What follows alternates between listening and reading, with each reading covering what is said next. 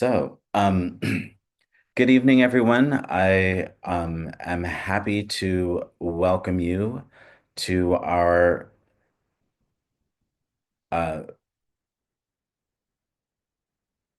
our conversation, our virtual The Shape of Power conversation with artists Judy Baca, Ed Bereal, and Peter B. Jones.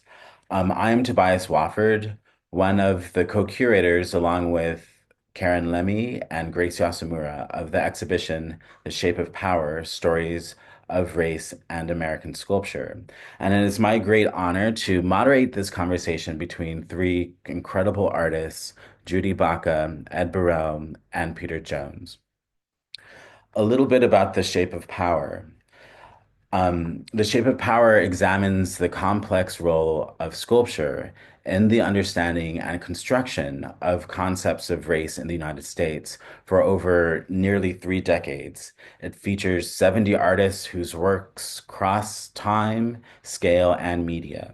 And it brings together American sculpture and its many forms, exploring the ways in which it has shaped and reflected attitudes and understandings about race and racism, and has served as an expression of resistance, liberation, and a vital means of expressing identity. A central thesis for the show is that sculpture can often serve as a powerful portal into conversations about the intersections of power and race in America.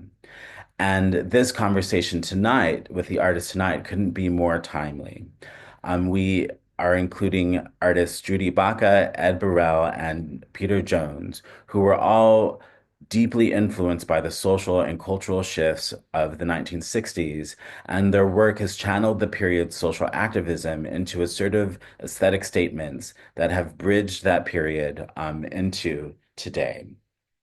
And so, what I'd like to do today is, and the way that we'll work through this tonight, is to introduce each artist uh, as we go along and then ask them a little bit about the work that they have in the exhibition. And I think we'll start with Peter, if Peter is here, who is included in our in a space of the exhibition that centers around the concept of home and includes his powerful piece, Joy Bottle. Are you there, Peter? I'll do a little bit of a background if he's. Can we hear you, Peter?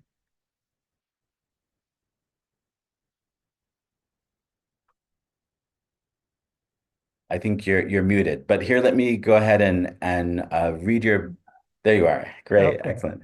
Hi. Let me read a little bit of a bio of you, and then I'll ask you a little bit about your work. So, welcome everyone. Peter B. Jones, who is a renowned Onondaga potter and sculptor living in New York State.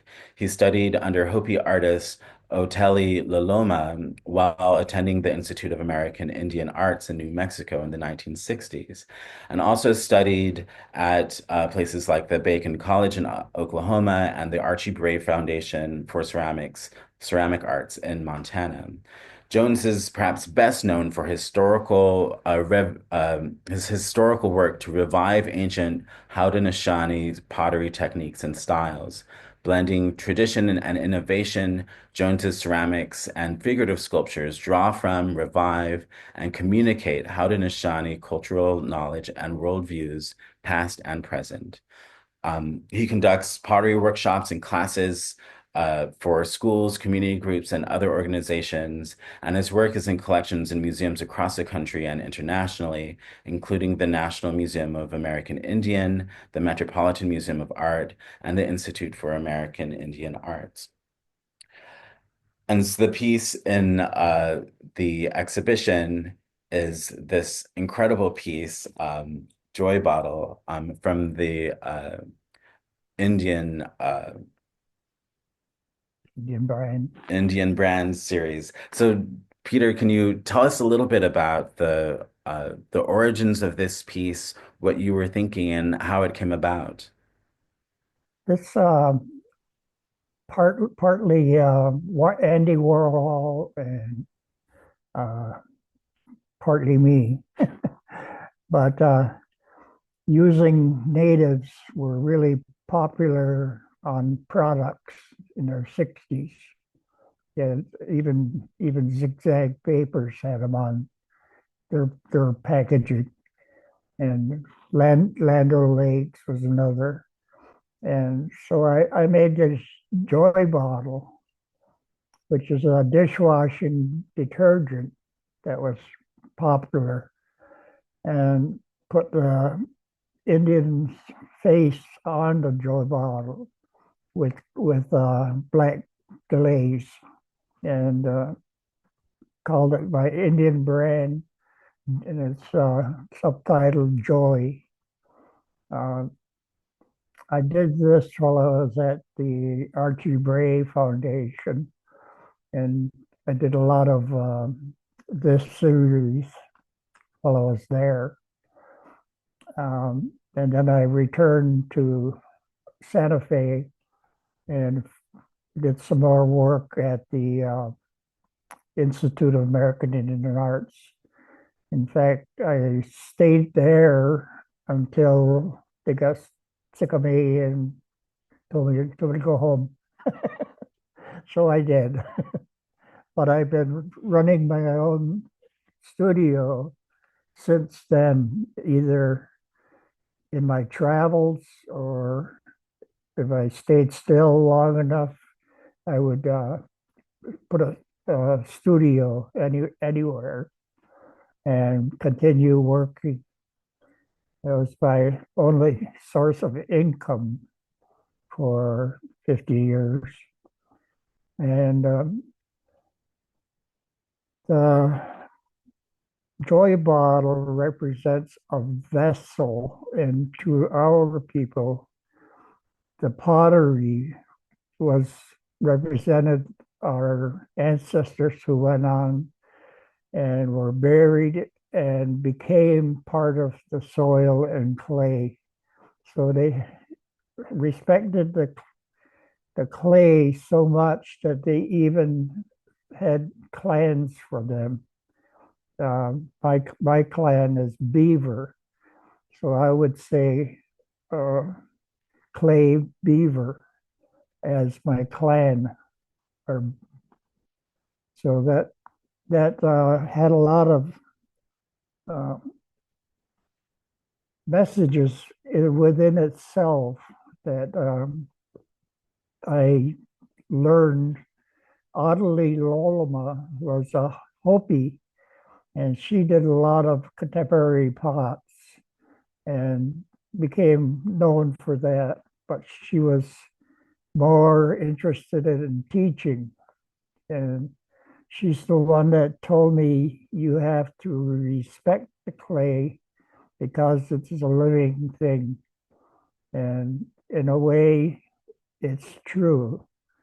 Uh, it kind of carbonaceous material that gets mixed in with decaying uh, everything, and that becomes the clay that we use. So that's one of the main things I learned from her, uh, to respect the clay. That's that's great. It makes me think a little bit of the work that you did after, and we have this piece that Mm. you've created recently, and there seem to be a lot of continuities both in this idea of um, pop culture, right? But also the So rootedness in clay as a medium. we've kind of come back full circle to pop culture with the memes and different faces, the cartoons that you see on the internet or just about everywhere now, television. Um, and this pot here, the shape is typical of our traditional pottery, but that's as far as it goes.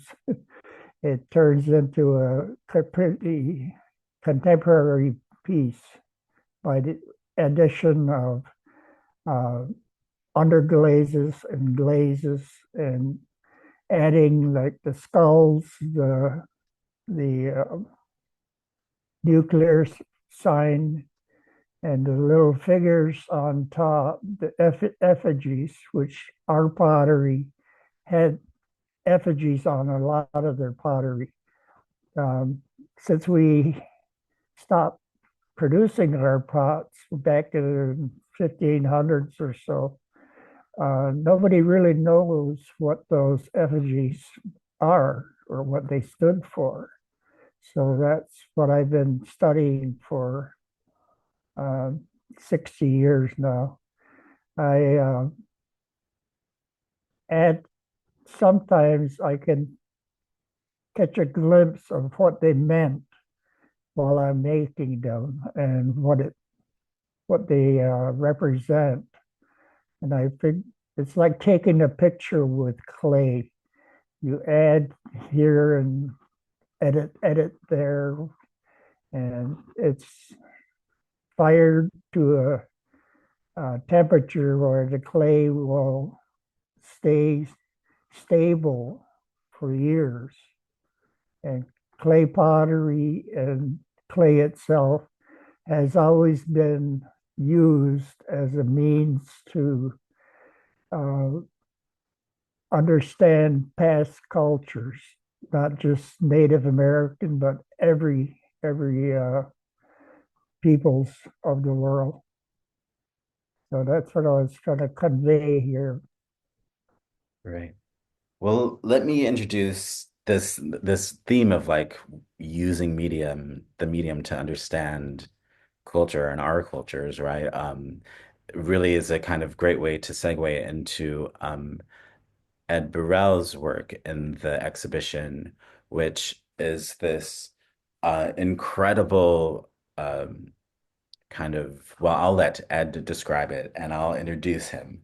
Um, so Ed Bereal attended Chouinard Art Institute from 1958 to 1962 and later taught at the University of California, Irvine and the Western Washington University.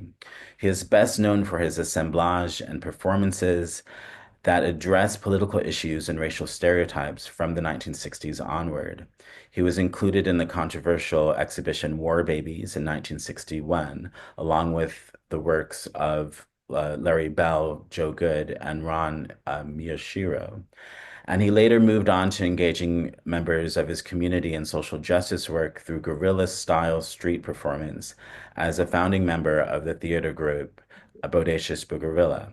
His work is in collections from the Museum of Modern Art, SAM. This piece is a part of SAM's collection, the San Francisco Museum of Art, and the Brooklyn Museum, among others. Uh, Ed, if you're there, I'll if you could tell us a little bit about this incredible piece, America Immersing Killing. Yeah, it was 1965, Southern California. I was pretty deeply in the art scene there, doing pretty good until the Watts riots. And I found myself in front of a 50 caliber machine gun mounted on a Jeep with a kind of a Neanderthal National Guard has been behind the gun, and I had an immediate political education at that point.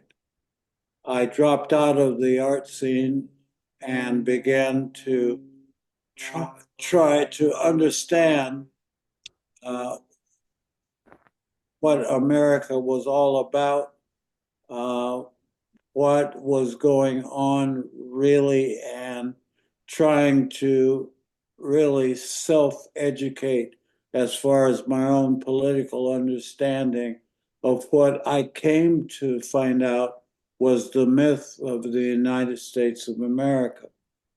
So I began writing this play that got so complex that I had to build a model of the stage set that would help me with the writing.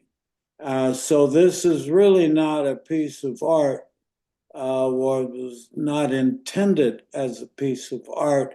This was a tool to help me work out the ins and outs of what I was finding out the United States was really about.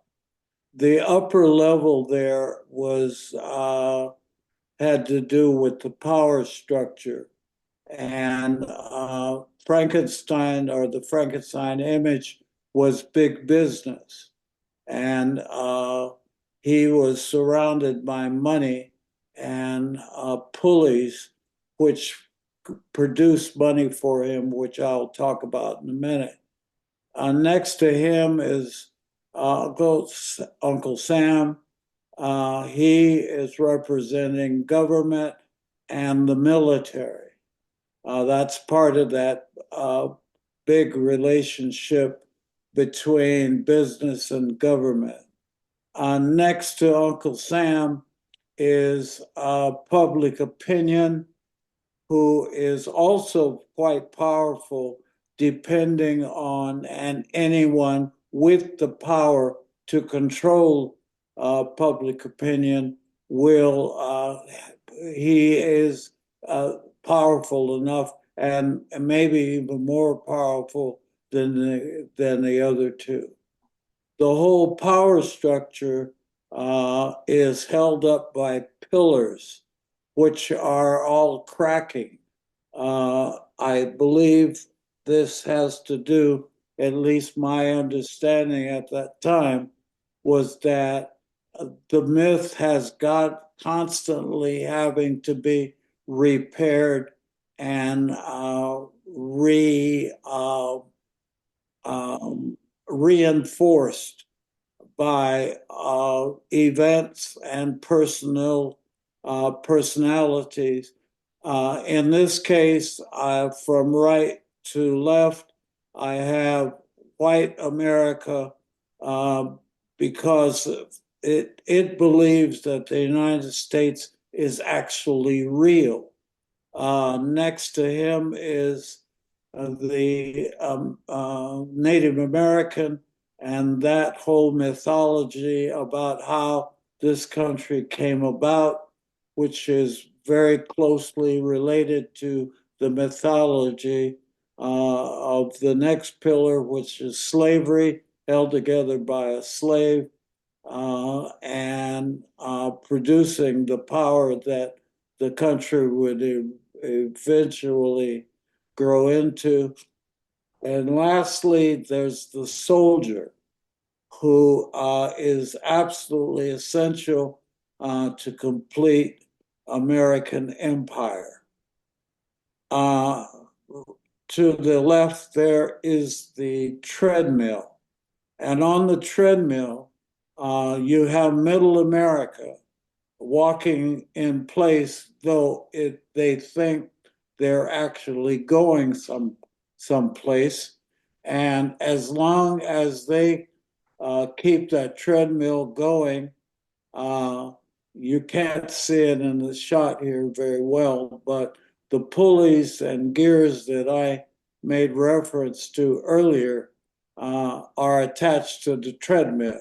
And the treadmill turns the pulleys, the gears, and they produce wealth for big business. Now, one of the things that keeps people on the treadmill is the media, television sets, newspaper stands, and radio. And in this case, I have attached teats to all those objects of media transmission. And what happens is you have the middle class sucking on the teats of the various media outlets. And if you look closely, there's plumbing coming out of the newspaper stands and television sets. And that plumbing goes around and hooks to the toilets underneath business and government, and underneath the bathtub of public opinion. Next to and on the other side of the stage set is what I call the danger zone.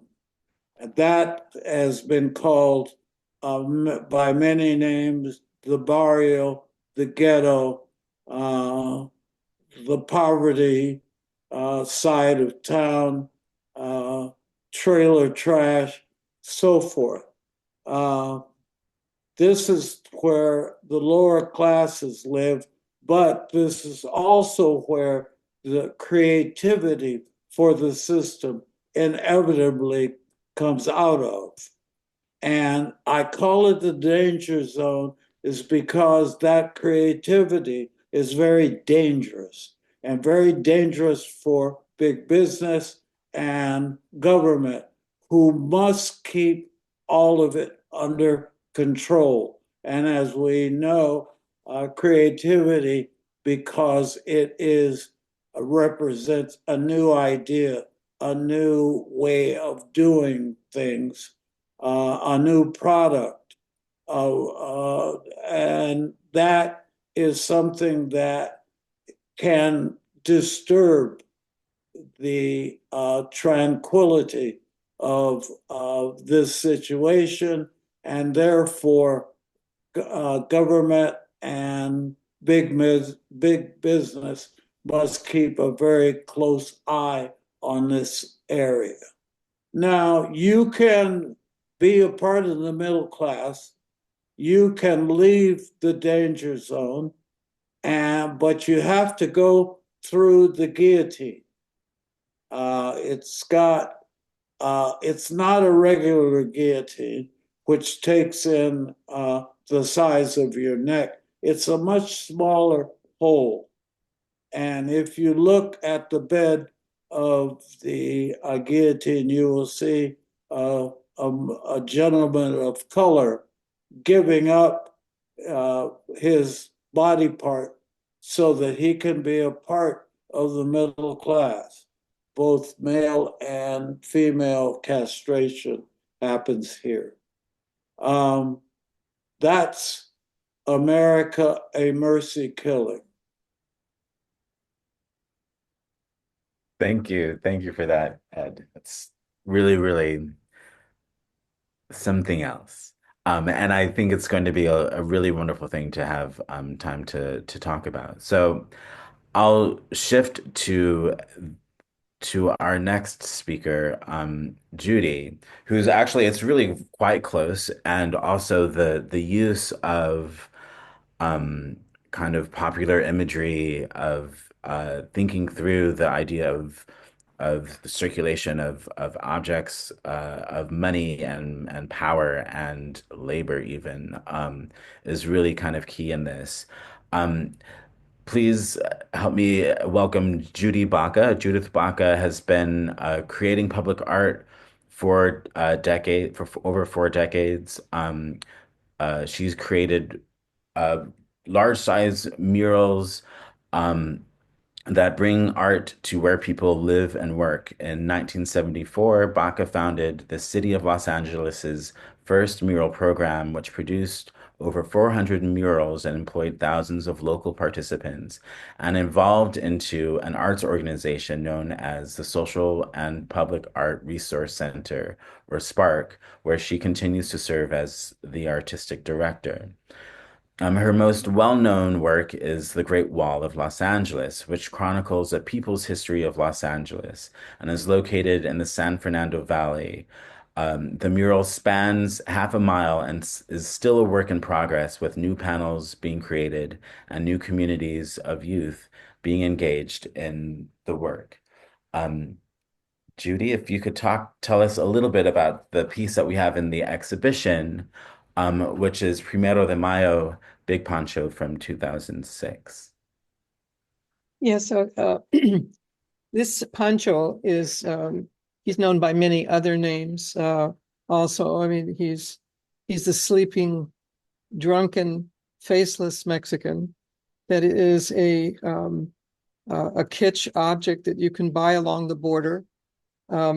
It's used as lawn furniture. It's used as a decorative element, and probably began in the 19th century, but became very popular particularly in Los Angeles and all through the Southwest.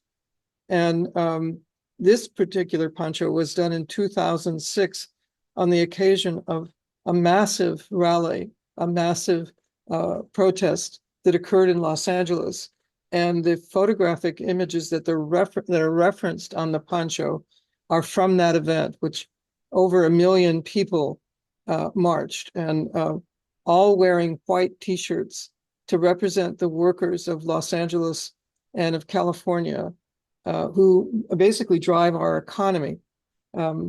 They make it possible for our Hollywood studios to flourish, for our beautiful landscapes to be in place, for our children to be cared for the labors of not only domestic workers, but workers in many industries. And so I took elements of people in that march, and I placed them into over the body of the poncho, who is faceless. And the intention of this was to intervene with an image that is a denigrating image of a Mexican lazy, drunken person. I mean, there are many other sort of interpretations of this, but is the opposite, essentially, of what you saw demonstrated in 2006, and you see demonstrated every day on the streets of Los Angeles, of an economy that is completely driven by immigrant class. And so many of us, being the children of immigrants, second and third generation. My mother was born in the United States, but my family traveled across the Chihuahuan border to become citizens of the United States. And we're among the hardest working class people of the US, and particularly in California, providing us the food of the food industry, which, in other words, the entire country and many other parts of the world are supported by these people who are the essential workers.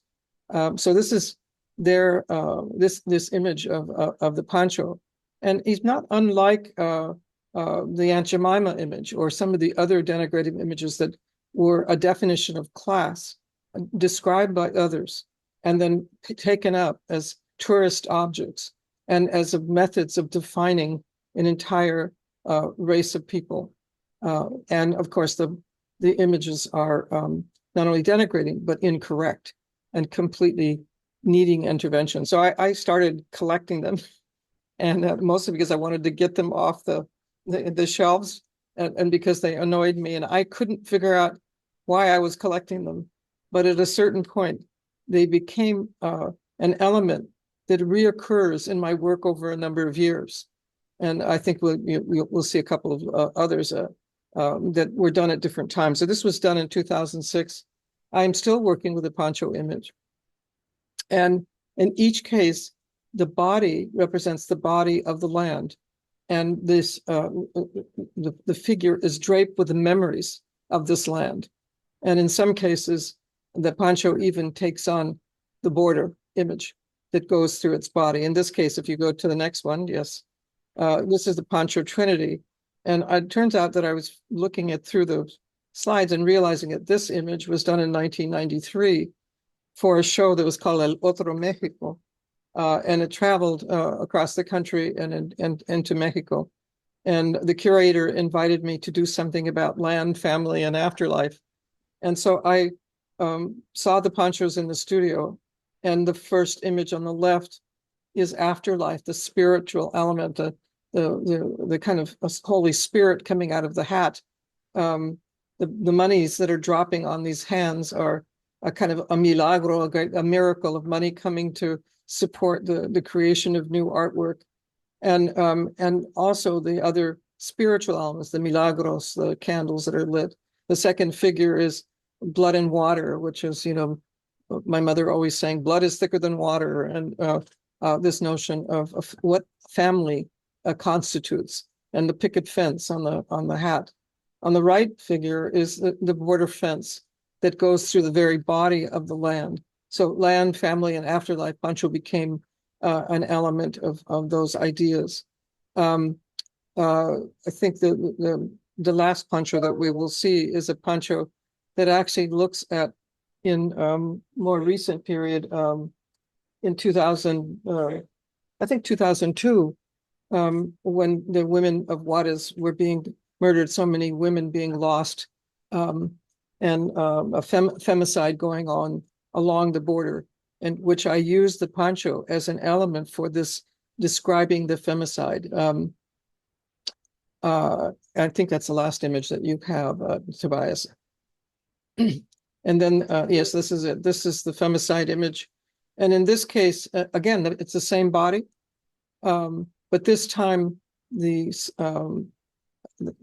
spine is made of bodies, and it's made of the hundreds of women that have been murdered and whose bodies have been strewn in the desert between El Paso and Juarez. And I actually did portraits from the FBI of the women that had been lost. And on the top is a figure, and which is of course another woman. And there's a kind of poetry of a prayer that is on the front of the sarape, which is basically basically screaming about these losses and why they haven't become more understood and more intervention occurring to save these women's lives. And the toes become bodies. So again, poncho becomes a body of land, memory draped in it. And I have intervened with a stereotypical image that is one that I am remaking and converting and transforming into something that will tell you truth. And again, speaking of truth to power. Okay, I think there's another image that you have that will come up here, which is the work that you made reference to. And this work is the work I'm currently engaged in on a daily basis. That is now in process at the Bergamot Station, and 400 feet of mural are in the process here, in which we're painting a whole depiction of the 1960s. So we're visiting things like the lunch counter sit-ins. We're visiting in this imagery Nina Simone. You can see her at the end in the second image, where she is singing Mississippi Goddamn, and the question of whether people are thinking that the civil rights movement is going too slow for integration, and she is saying, or it's not going, or it's going too fast. There was this whole discussion and battles about that, and also it's a reference to how influential the Black civil rights movement was on the Chicano civil rights movement. The Black berets became the brown berets, and how we had league to understand that it was the same fight. And while the Aunt Jemima image was one image to represent Blacks, the poncho was another to represent Mexicans. And in both cases, these are completely erroneous figures. So at the end, you can see one of our painters, as we train another generation of mural painters in the tradition of Mexican mural painting. And these will become full color. The blues are monochromatic, meaning it's a monochromatic underpainting that then we will then add the colors and create a full scale that will be added to the maquette that you see in the center of the room, which represents a half a mile of mural that is completed now in the river, the Los Angeles River. And the river itself is a metaphor for this work, in which I refer to the river continually as a tattoo, that we are creating a tattoo on the scar where the river once ran, because the disappearance of the river, it made it easier to disappear the stories of the people who lived alongside of it. So this is a reclaiming, not just of California history or Los Angeles history, but a national history of the 1960s. We'll be moving on to the 1970s and 80s and 90s and to current times before the Olympics. On the right, you'll see the full rendered image of a segment that will be added to the river. and we are accommodating global warming because the river is too dangerous to work in now, because we cannot predict weather conditions, as one can see right now as we're dealing in Los Angeles with these incredible fires and the dryness created by massive amounts of rains that came out this last year, and then the growth that made burnable land that caught on fire. So we are, in fact, this Bergamot is really blocks from the evacuations that occurred in Santa Monica and in Pacific Palisades. So we have been on pins and needles, hoping that the wind doesn't turn in this direction, and have had to evacuate one of our big pieces of murals. So this is what we're working on right now, and it's all essentially connected. They're connected because we're telling the stories that have been untold. We're correcting a misconception of people who've contributed to building our country, and in fact have been some of the most significant workers within the United States and Los Angeles, essentially founded by Black and brown people from its very beginning. The Great Wall tells those stories in the half a mile that is painted, and will bring it to contemporary times before the Olympics. Right. Thank you, Judy, for that. I think it would be, there's so much here for us to talk about, and we've actually had opportunities to think through some of these, the rich kind of connections between not just the works in the show, but your practices as well. And one thing that I maybe like to start us off with is a question a little bit about the ways in which you have been using these kind of popular culture images that are really like deeply rooted in ideas of capital, of commodification, of stereotype, and how those combine together and become things that need to be engaged with and in some ways subverted through the artwork. And I'm curious if any of you, and I'll stop sharing so that we can see each other, would be interested in talking a little bit about that. Yeah, Whoever wants to start. Yeah. Go ahead, I'm, Peter. I know we talked about it the last time. Judy mentioned that we've been doing this artistic, um, what do you call it? Protests since the 60 years ago. And has it changed at all? Has anything changed? And now with this new old president, uh, we're headed right back to where we were to begin with. And it does everything that affects me, same affects Judy, affects Ed. Our color hasn't changed, and they don't like that. We were supposed to be the vanishing Americans in the 60s, but here we are still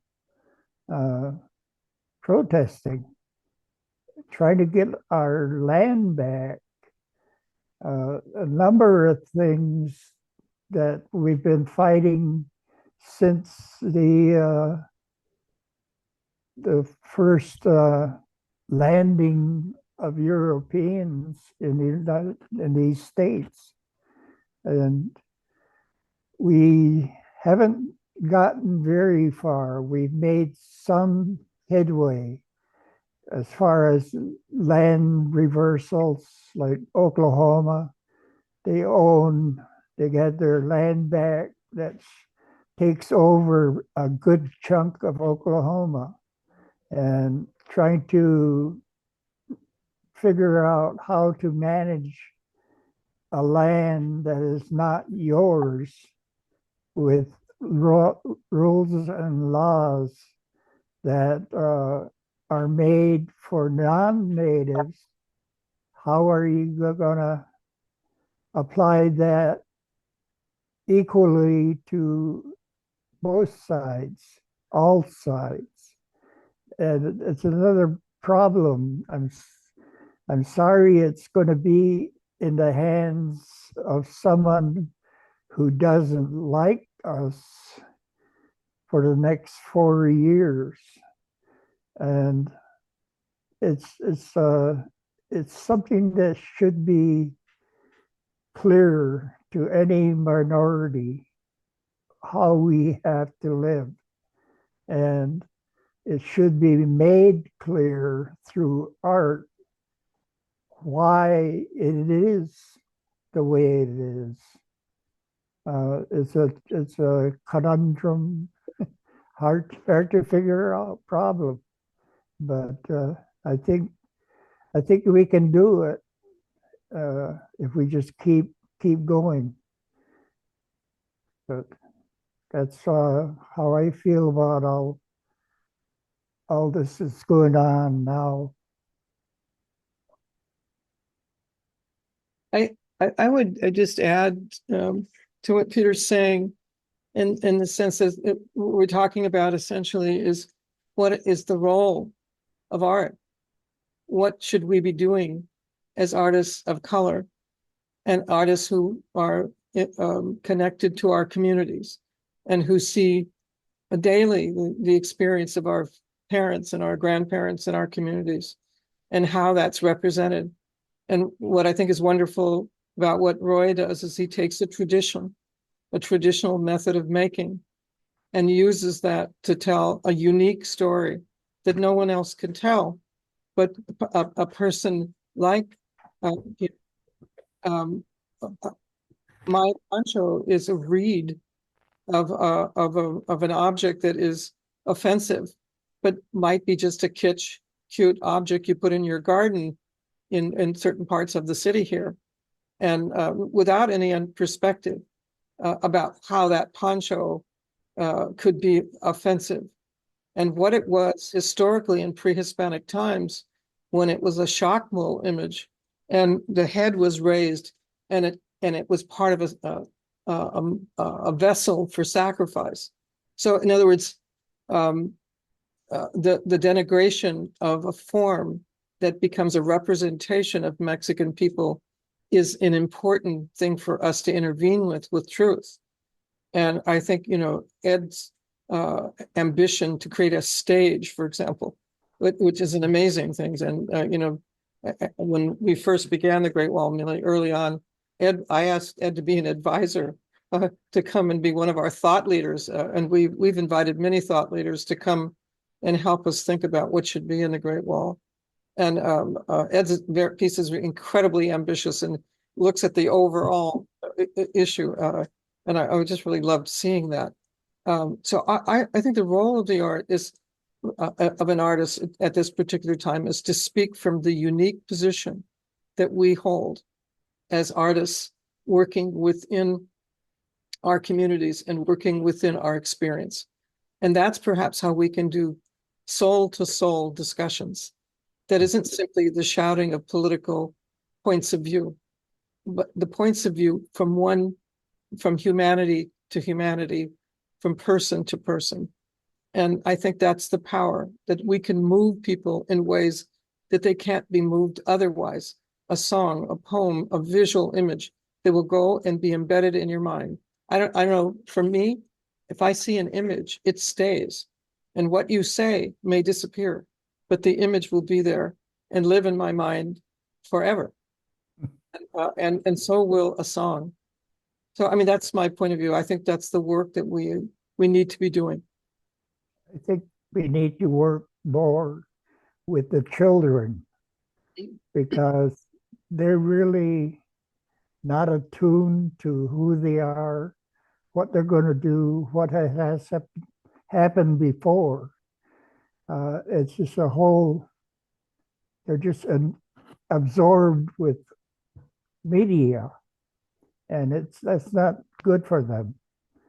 I mean, a little bit is not bad, but 24 hours a day, that's a bit over overkill. And I had a show on uh, prophecy, one of our prophecies, many prophecies of what's going to happen in the end times. And I did maybe 20 some figures and put them all on display. And the best comment I heard was a student looked at it and said, "It's really scary." And then she said, "I didn't know you could do scary art. I thought it all had to be beautiful." So hopefully she learned something. Definitely. And this idea of, I guess, engaging, right? Like all three of you do actually engage not just with broad audiences, but like with youth as teachers and as educators. Yeah. And I'm also thinking a little bit about the ways Judy mentioned the idea of the creation of this stage, and in your piece, Ed, and actually several there are a couple of questions about whether there was a play or what became of the how the re people responded to that in a theater setting. And so, and I know that in some ways the sculpture actually transforms into something else. And I'd be curious if you could expand a little bit on that.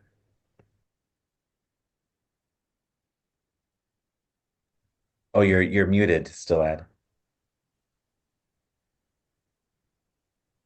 You missed the most and most incredible introduction to the answer to your question. I was muted off.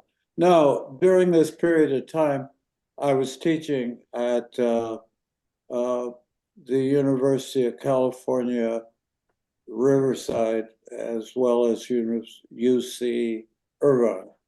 And the kids were dealing with a lot of the social strains and problems and reactions that were happening at the time. And Black Studies was coming into the university, and I was teaching a Black Studies class at UC Riverside. And we started acting out and doing little performances that mirrored what we had to deal with on the streets, with the police, with even with the university, and the racism that was out there, and certain forms of oppression and so forth.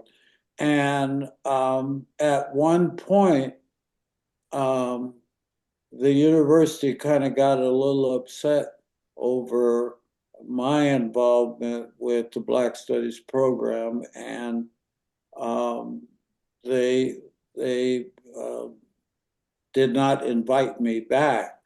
But some of the theater that we were doing in the class, the kids wanted to continue even though I wasn't there. So uh, it all moved to Los Angeles from Riverside, and with the help of various students from UCLA and UC SC and just neighborhood folks, the Bodacious Boogerilla was born. And it was a guerrilla theater group that did performances on in front of liquor stores and on church steps and at festivals. And what I had been trying to write about got born and became actual. It actually came about almost magically, and I didn't have to continue writing. I could actually uh, take an idea and with the help of 14 or 15 other people in a matter of days, have that in front of an audience with the addition of satire, humor, and social criticism, all in a kind of surreal atmosphere with surreal costumes and white face, black face, red face, and it was probably one of the most creative periods of my life, and I worked collectively, which was a very important message for the audience. Uh, being able to see a group of people and the strength that came out of a group where you would not nearly have been so powerful if it was an individual.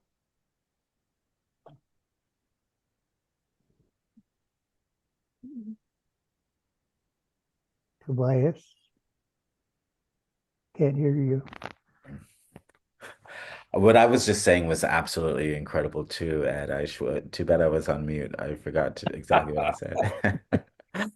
But I was saying there are a couple questions in the chat that maybe we should address. One here is, as artists, especially ones creating pieces with such deep layers and meanings, do you think about audience interpretation? Do you worry that your work will be misinterpreted, or do you think that individual interpretation is an asset that continues to add layers um, to the piece's meaning? And for some reason, I think when I was reading that, I was thinking a little bit about what you were saying, Judy, in terms of how how works can be transformed, right? Or how images can be transformed. Um, I don't know if anyone wants to take it on. I like that question, and I think yes, the people interpret.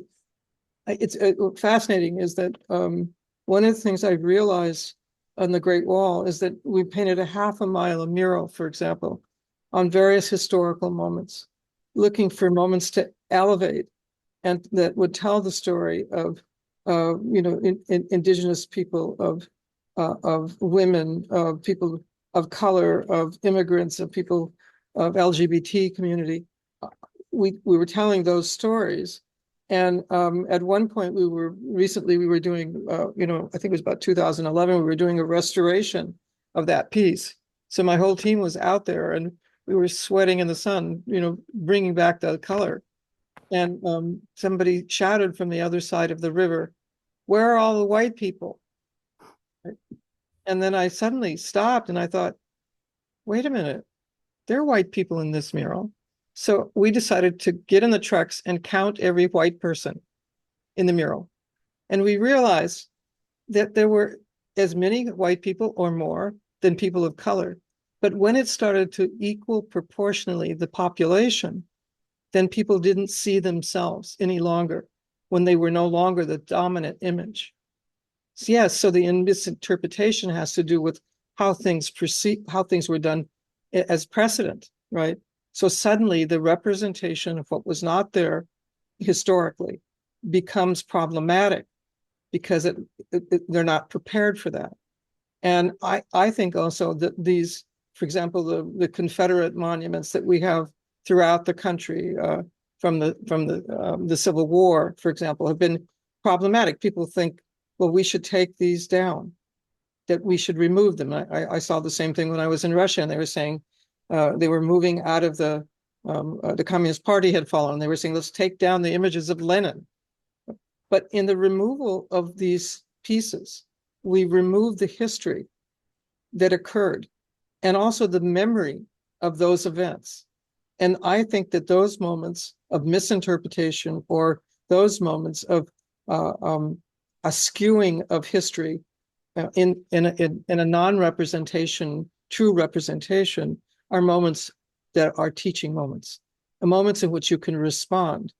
And what I really like is young people, for example, I've seen people projecting images over the top of a Confederate soldier and transforming that monument in total by virtue of how they're interpreting it, which means that it can continually be reinterpreted. So I'm kind of a fan of that. Leave up Lenin and make another piece alongside of him, and create the performance work that goes along with it, that tells another story that is contemporary. So yes, misinterpretation is something that we should in fact welcome and be ready to respond to, which means that we are never done with the monument. The monument is an ongoing living thing in our public environment. I think the mainstream art world is kind of, it has become an extension of the entertainment industry. And but that's not the only way, obviously, that art can be exhibited or you form a relationship to. I think it can also be a teacher, and I like art, the idea that art can also be a weapon. And I think the possibilities of art and the fact that and this is my own kind of where I'm coming from. The fact that I have been an artist for a lot of years, playing around with illusions. You take a flat canvas and you're going to play the illusion that there's actual depth there. And the fact of playing with illusions in a country that is an illusion really is fascinating to me. And I want to pursue the myth and illusion of the United States of America. And because I think